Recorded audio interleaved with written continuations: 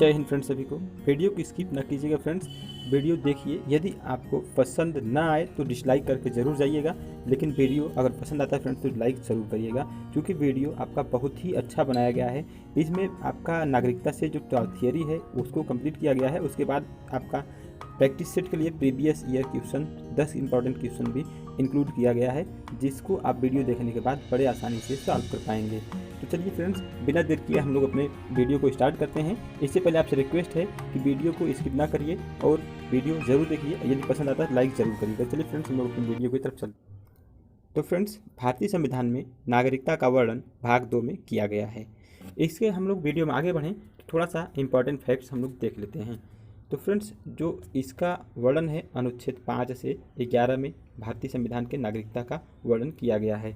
तो फ्रेंड्स, यहाँ जो इंपॉर्टेंट क्वेश्चन बनता है वह भारत में एकल नागरिकता का प्रावधान है, और एकल नागरिकता का प्रावधान भारतीय संविधान में ब्रिटेन से लिया गया है। दोनों क्वेश्चन आपसे पूछे जाते हैं कि भारतीय संविधान में जो एकल नागरिकता का प्रावधान है वो किस देश से लिया जाता है? ब्रिटेन से लिया जाता है। और भारत का एकल नागरिकता क्या है, इसको हम लोग समझ लेते हैं। फ्रेंड्स देखिए कि आप जैसा कि जानते हैं अमेरिका के पास दोहरी नागरिकता है, यानी अमेरिका अपना जो है अमेरिका के लिए अलग है, और फिर उसका जो अलग अलग राज्य होंगे वहाँ के लिए नागरिकता प्राप्त करना अलग अलग है। जैसा कि आपके इंडिया में भी ऐसा नहीं होता है। इंडिया में ऐसा नहीं होता है फ्रेंड्स। इंडिया के लिए आप यदि जैसे मान लीजिए कि अगर यूपी के नागरिक हैं तो पूरे देश के नागरिक हैं, न कि यूपी के नागरिक हैं तो आप दिल्ली के नागरिक नहीं होंगे। तो यानी प्रावधान जो है इंडिया का वह एकहरी प्रावधान है, एकहरी नागरिकता की प्रावधान है। और यह कहाँ से लिया गया है? ब्रिटेन से लिया गया है। चलिए फ्रेंड्स, हम लोग वीडियो में आगे बढ़ते हैं। अनुच्छेद का वर्णन करते हैं। अनुच्छेद 5 क्या है इसके बारे में देख लेते हैं। देखिए फ्रेंड्स, अनुच्छेद 5 में यह बताया गया है कि भारत में पैदा होने वाले बच्चों की नागरिकता का प्रावधान है। ठीक, ऐसे बच्चे जिनके माता पिता भारतीय हों। जनरली इसमें मैक्सिमम लोग आते हैं, जैसे हम लोग हैं, भारत की नागरिकता ऐसे अनुच्छेद 5 में पा जाते हैं, क्योंकि अपनी वंश परंपरागत अंतर्गत आती है। चलिए फ्रेंड्स, नेक्स्ट जो अनुच्छेद 6 है उसमें क्या है? अनुच्छेद 6 में जो है पाकिस्तान से भारत आए लोगों की नागरिकता का प्रावधान है। देखिए फ्रेंड्स, क्या हुआ था कि जैसे जब पाकिस्तान का डिवाइड हो रहा था, देशों का डिवाइड हो रहा था, तो उस समय अपने कुछ भारतीय पाकिस्तान चले गए थे। यदि वे आना चाहते थे तो उनको नागरिकता प्राप्त की जाती थी। वह अनुच्छेद 6 में वर्णन किया गया है। चलिए नेक्स्ट जो है उसको हम लोग देखते हैं, अनुच्छेद 7। अनुच्छेद 7 में क्या है दोस्तों? पाकिस्तान को जाने वाले नागरिकों की नागरिकता का प्रावधान है। यानी जो भारत से पाकिस्तान जा रहे हैं तो उनको भी नागरिकता जो है कैसे वहाँ दिया जाएगा उसका भी प्रावधान अनुच्छेद 7 में किया गया है। अनुच्छेद 8 को हम लोग देखते हैं। अनुच्छेद 8 जो है दोस्तों, विदेशों में जन्म लेने वाले बच्चों की नागरिकता का प्रावधान है, लेकिन कंडीशन क्या है कि वो उनके माता या पिता में से कोई एक भारतीय हो, तो वह अगर बच्चा विदेश में जन्म लिया है तो वह भारत का नागरिकता प्राप्त कर सकता है। कोई एक मतलब माँ या पिता में से कोई एक भारतीय यदि रहा हो।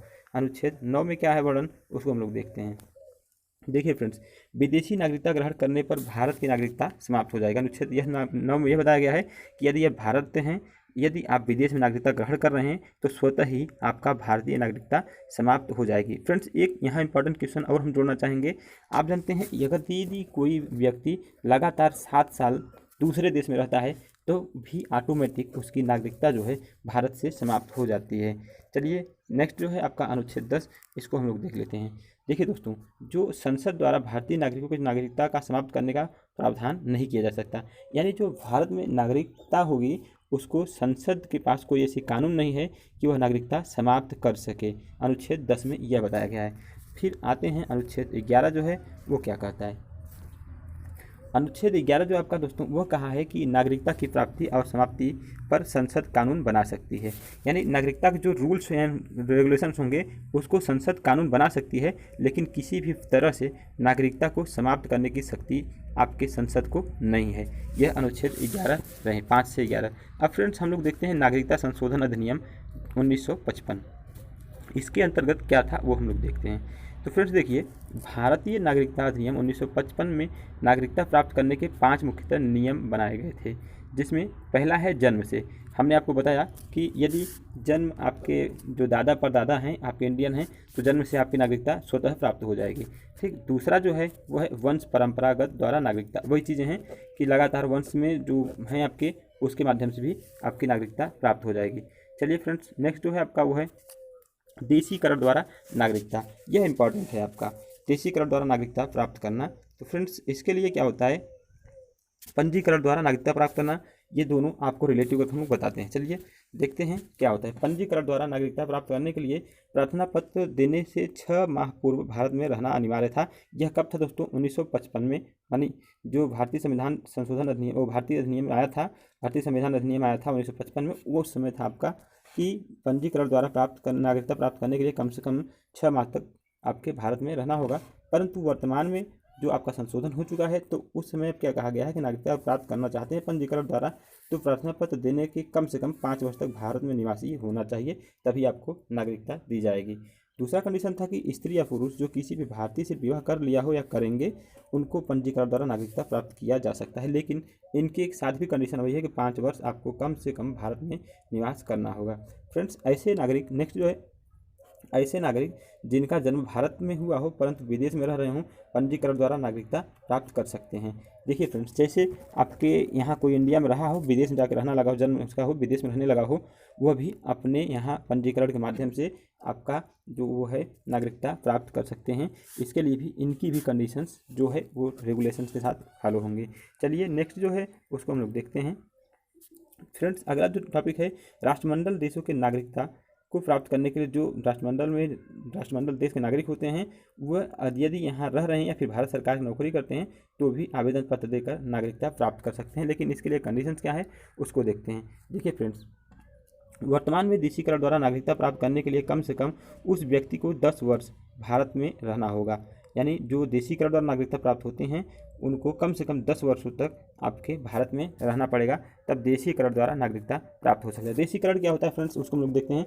जैसे जिनके माता पिता में से कोई भी यहाँ भारत का निवासी नहीं हो, दूसरे देश का नागरिक हो, यह इंडिया में नागरिकता प्राप्त करना चाहता है, तो उसे कम से कम 10 वर्ष के लिए नागरिकता यहाँ मतलब भारत में रहना पड़ेगा, चाहे वो राष्ट्रमंडल देश का सदस्य चाहे जिसका हो। लेकिन इसके लिए नेक्स्ट कंडीशन जो है वो बहुत ही इंपॉर्टेंट है कि यदि वह व्यक्ति भारतीय संविधान में उल्लेखित 22 भाषाओं में से किसी भी एक भाषाओं का ज्ञान अनिवार्य होना चाहिए। यानी 10 साल रह लिया है, उसके साथ साथ संविधान में जो 22 भाषाएँ उल्लेखित हैं आपके, वह अगर उसमें से एक भी भाषा जानता है, तो आपकी जो ये है देशीकरण द्वारा नागरिकता उसको दिया जा सकता है। फ्रेंड्स, देशीकरण द्वारा नागरिकता का यह टॉपिक था। नेक्स्ट जो है उसको हम लोग देखते हैं, भारतीय नागरिकता का अंत। दोस्तों, भारतीय नागरिकता का अंत कैसे हो सकता है? तो दोस्तों, नागरिकता की परित्याग करके, यानी यदि हम हैं तो नागरिकता का परित्याग करके भारतीय नागरिकता का अंत कर सकते हैं। नेक्स्ट है किसी अन्य देशों की नागरिकता प्राप्त करके। हमने आपको बताया कि यदि किसी दूसरे देश की आपको नागरिकता प्राप्त करना है तो स्वतः ही आपकी भारत सरकार से नागरिकता खत्म हो जाएगी। नेक्स्ट है भारत सरकार द्वारा नागरिकता छीनी जाने पर। जो प्रीवियस एग्जाम में है उसको आप देखिए कितनी आसानी से सॉल्व कर पाएंगे। चलिए, भारत का नागरिकता प्राप्त करने के लिए कौन सा तरीका वैध है? ठीक, भारत का नागरिकता प्राप्त करने के लिए कौन सा तरीका वैध है? जन्म से, वंश के आधार पर, क्षेत्र समाविष्टि के आधार पर। हमने आपको बताया कि क्षेत्र समाविष्टि के आधार पर वो क्या होता है कि जैसे यदि कोई भारत है अपने क्षेत्र से अधिक दूसरे देश में कोई अधिग्रहण कर ले रहा है, तो वह क्षेत्र समाविष्टि होता है। तो उसमें यदि भारत जो होता है क्षेत्र समाविष्टि करता है, तो वहाँ के जो नागरिक होंगे उनको स्वतः ही आपकी भारत की नागरिकता प्राप्त हो जाती है। तो यानी ऑप्शन नंबर डी पे जाएगा। उपरोक्त में से तीनों प्रकार से जो है भारतीय नागरिकता प्राप्त की जा सकती है। चलिए, भारतीय संविधान का कौन सा भाग नागरिकता से संबंधित है? आपके ऑप्शन हैं भाग 1, भाग 2, भाग 3 और भाग 4। तो हमने आपको बताया कि भारतीय नागरिकता से संबंधित भाग 2 है, यानी राइट आंसर जो होगा आपका वो होगा भाग 2, यानी आंसर नंबर बी। नेक्स्ट है भारतीय संविधान में नागरिकता का प्रावधान कब लागू हुआ? तो फ्रेंड्स, आप जानते हैं नागरिकता का प्रावधान 1955 में लागू हुआ था। राइट आंसर होगा answer number B. Question number 4 देखते हैं, भारतीय संविधान में निम्नलिखित में से कौन सी नागरिकता प्रदान करती है? फ्रेंड्स, भारतीय संविधान निम्नलिखित में से कौन सी नागरिकता प्राप्त करती है? एकहरी नागरिकता, दोहरी नागरिकता, दोनों उपरोक्त में से कोई नहीं। आप जानते हैं कि भारत में हमने आपको बताया भारतीय संविधान में एकहरी नागरिकता का प्रावधान है। कहाँ से लिया गया है? ब्रिटेन यानी इंग्लैंड से। ये अच्छी तरह से आप जानते हैं। अगला क्वेश्चन भी है आपका, भारत में एकल नागरिकता की अवधारणा किस देश से ली गई है? इंग्लैंड से ली गई है। नेक्स्ट नंबर 6 नंबर क्वेश्चन जो है, भारत की नागरिकता किस तरह से समाप्त की जा सकती है? यानी नागरिकता समाप्त करने के लिए स्वैच्छिक त्याग, बर्खास्तगी द्वारा एंड नागरिक त्याग से वंचित। तीनों राइट आंसर हैं, यानी उपरोक्त में से सभी। ठीक, आंसर नंबर डी राइट होगा। फ्रेंड्स, यदि आपने अभी वीडियो को लाइक नहीं किया तो लाइक जरूर करिए, और यदि आप चैनल पर नए हैं तो चैनल को सब्सक्राइब कर लीजिए। आपको लगातार ऐसे ही इंपॉर्टेंट भारतीय संविधान, अदर टॉपिक, साइंस के भी क्वेश्चन मिलेंगे, बस थोड़ा सा आप लोग का हमें सपोर्ट चाहिए। यदि दोस्तों आप जिसने इसमें से जितने क्वेश्चन का आंसर जानते होंगे तो आप कमेंट बॉक्स में आंसर जरूर करिएगा। इससे क्या होता है कि आपके माइंड सेट जो होते हैं क्वेश्चन रिकॉल होते रहते हैं। तो चलिए अगला क्वेश्चन 7 नंबर का हम लोग देखते हैं।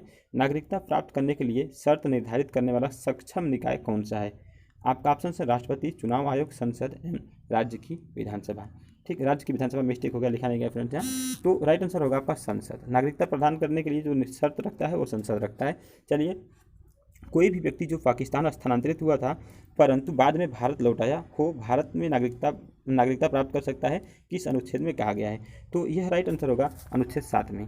ठीक फ्रेंड्स, अनुच्छेद 7 में यह बताया गया कि जैसे देखिए, कोई भी व्यक्ति जब भारत डिवाइड नहीं हुआ था, पाकिस्तान चला गया था, ठीक, पाकिस्तान की भूमि में चला गया था, लेकिन अब रिटर्न होगा वहाँ से, तो वह नागरिकता कहाँ से प्राप्त करेगा? अगर इंडिया करना चाहता है तो अनुच्छेद 7 में इसका वर्णन किया गया है। 9 नंबर क्वेश्चन जो है दोस्तों, वह किस अनुच्छेद के तहत संसद को नागरिकता संबंध कानून बनाने की अधिकार प्रदान किया गया है? तो यह राइट आंसर होगा आर्टिकल 11। फ्रेंड्स, ये था मेरा वीडियो, उम्मीद करते हैं आपको अच्छा लगा होगा। यदि वीडियो अच्छा लगा है तो वीडियो को लाइक करें, और यदि आप भारतीय संविधान का यह वीडियो नहीं देखे हैं तो प्लीज़ इस वीडियो को जरूर देखिए, और आपके भारतीय संविधान के जितने वीडियो हमारे पास उपलब्ध हैं सबका डिस्क्रिप्शन बॉक्स में लिंक आपको दे दिया जाएगा।